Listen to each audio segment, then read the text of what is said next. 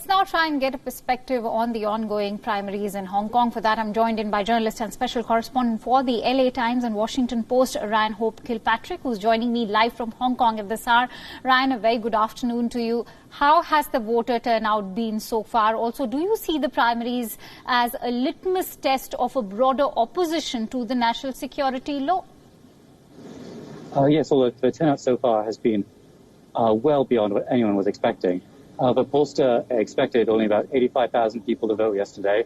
Their goal was to reach just 170,000 people in total over 2 days in order to validate the results.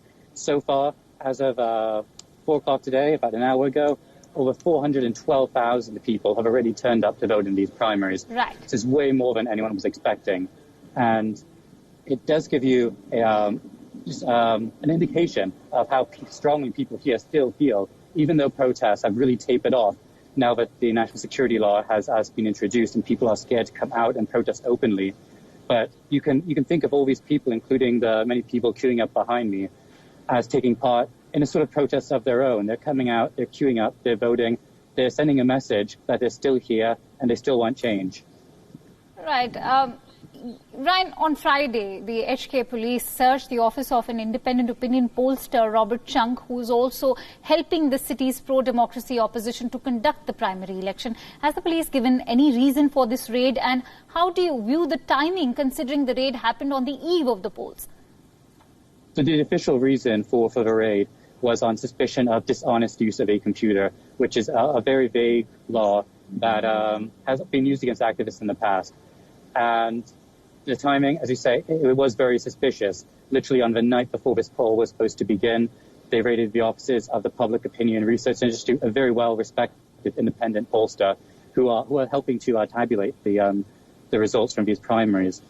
So perhaps they were trying to send a message to people. Perhaps they were trying to scare people away from voting, much like the warnings from our government minister earlier that day, that voting itself might contravene the national security law. But that doesn't seem to have worked, because people have been coming out, as I was saying, in droves, far more than anyone was expecting. Right. Now that China has imposed a draconian security law over Hong Kong, do pro-democracy candidates face the looming threat of being disqualified? Yes, that's certainly a fear. Not only because several pro-establishment figures have suggested that opposing the national security law, since it's now a part of the basic law, a constitutional document, that they wouldn't be able to take office because you must be loyal to the basic law. So wanting to change the basic law would disqualify them. But today, even, the former chief executive before Carrie Lam, C.Y. Leung, he told Chinese state media that wanting to democratize Hong Kong, wanting to elect the chief executive, is in itself seditious and subversive. So anyone who even just wants more democracy in Hong Kong on those grounds shouldn't be allowed to run. So after these primaries, when we get the results of which pro-democracy candidates are the most popular and which will be running, there is that looming specter of disqualification. And that will be the next litmus test after this to see, how hard the government is going to come down on these pro-democracy politicians who are hoping to get into power. Right, and that actually brings me to my last question, Ryan. How crucial are these elections for democracy candidates and for the freedom of Hong Kong? These elections are going to be very important. Even though the Legislative Council is not fully elected, only about half of it is actually directly elected by the people. It will, like the District Council elections last November, when there was a huge landslide in favor of pro-democracy candidates, it will be sending a very strong signal.